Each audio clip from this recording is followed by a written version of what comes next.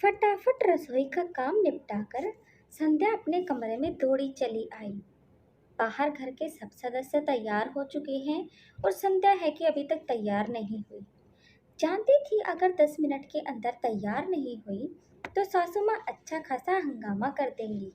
क्योंकि पहली बात तो यह है कि जब वह तैयार हो जाती तो उनसे सब्र नहीं होता, और दूसरी और ज़रूरी बात कि आज उनकी बेटी रोमा के घर प्रोग्राम था।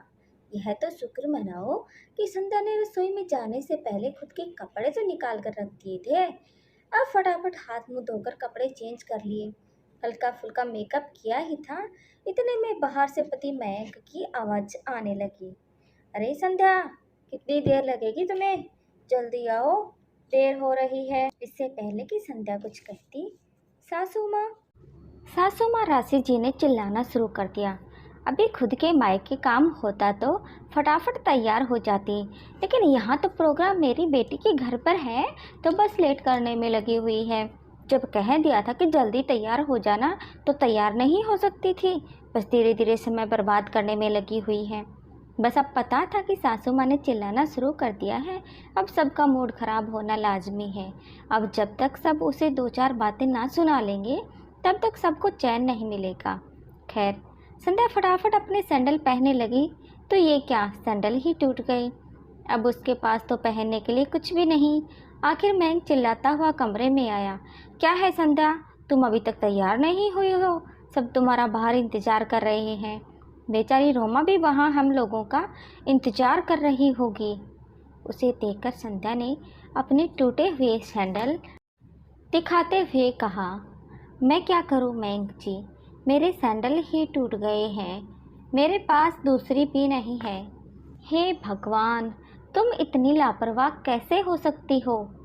एक जोड़ी एक्स्ट्रा में नहीं रख सकती हो?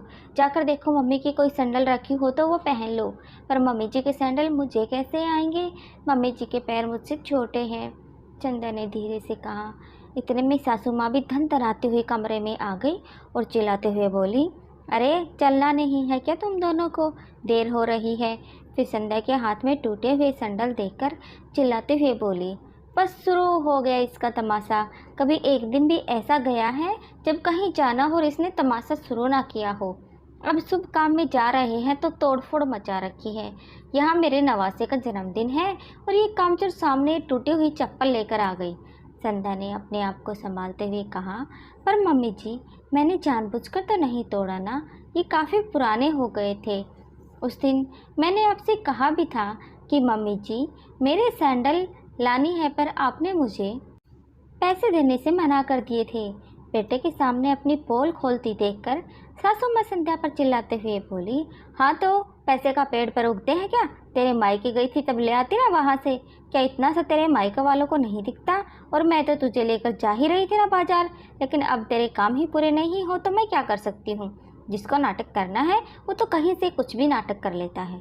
मयंक ने बात संभालते हुए कहा, पर अब क्या करें मम्मी, एक काम करते हैं, रास्ते में से नए सैंडल दिला देंगे।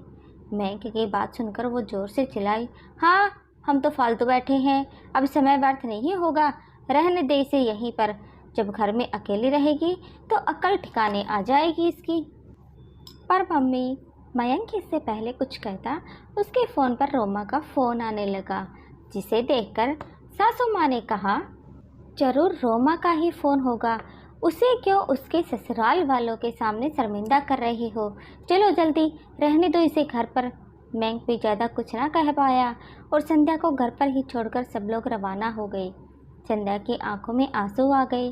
शादी को 2 साल हो गए, पर हर छोटी चीज़ के लिए वो मोहताज हो जाती है, या यूँ कहीं मोहताज कर दी जाती है। मयंक अपनी सारी सैलरी अपनी माँ के हाथों में रखता, यहाँ तक कि संध्या के हाथों में भी कुछ ना देता। संध्या अगर ज़रूरत भर के पैसे भी मांगती तो उससे कह देता कि माँ से ले लो, और इधर सासू माँ और भी महान। संध्या जब ज़रूरत पड़ने पर पैसे मांगती तो सासू माँ का जवाब होता कि अपने मायके वालों से ले लो, मेरे पास फालतू पैसे खर्च करने के लिए नहीं है। सोचते सोचते ही संध्या की आंखों में से आंसू बहे जा रहे थे। आज सिर्फ एक चप्पल के कारण उसे ये लोग घर छोड़कर चले गए। अब क्या अपनी चप्पल लेने भी वो मायके जाएगी। खैर, जैसे तैसे रात निकली। संध्या ने किसी से कोई बात नहीं की। दूसरे दिन सुबह के 8 बज गए, लेकिन किसी को चाय तक नसीब नहीं हुई। आखिर सासू माँ को चाय नहीं मिली तो वे बाहर आकर चिल्लाने लगी, आज चाय मिलेगी कि नहीं, पता नहीं कहाँ चली गई कामचोर, किस्मत खराब है मेरी जो ऐसी बहू मेरे पल्ले पड़ी है।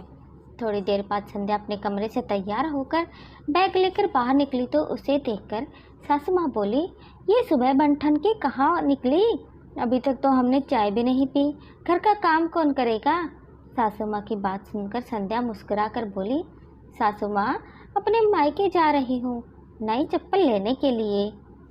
उसकी बात सुनकर सासू माँ तमतमाते हुए बोली, जहाँ जाना है वहाँ जा, पर पहले घर का काम करके जा, चाय नाश्ता तैयार करके जा। तो बहू बोली, ऐसा है सासू माँ कि जब सब कुछ मुझे अपने मायके से ही लेना, तो काम भी तो मैं अपने मायके का ही करूँगी।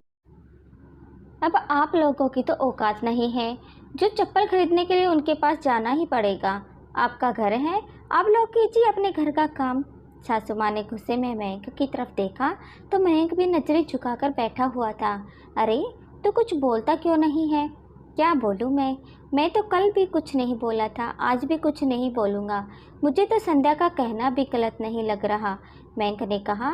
तो सासू माँ उसे डांटते हुए बोली, तो तुझे तेरी ही माँ गलत लग रही है। नहीं माँ, आप भी गलत नहीं हैं, गलत तो मैं हूँ। मैं ये भूल गया था कि मैं शादीशुदा हूँ। मेरी पत्नी को भी खर्चों के लिए पैसे की ज़रूरत पड़ती होगी, तो कुछ खर्चा उसके हाथ में भी मुझे देना चाहिए था। और मैं नालायक सारी सैलरी आपके हाथ में लाकर देता था, पर अब नहीं। अब मैं सारी सैलरी आपके हाथ में देने की जगह कुछ खर्चा संध्या के हाथ में ज़रूर दूंगा, ताकि उसे कोई भी सामान खरीदने के लिए मायके का मुंह देखना ना पड़े। आखिर बेटे को बहू का पक्ष बोलते देखकर सासू माँ से कुछ कहते ना बना।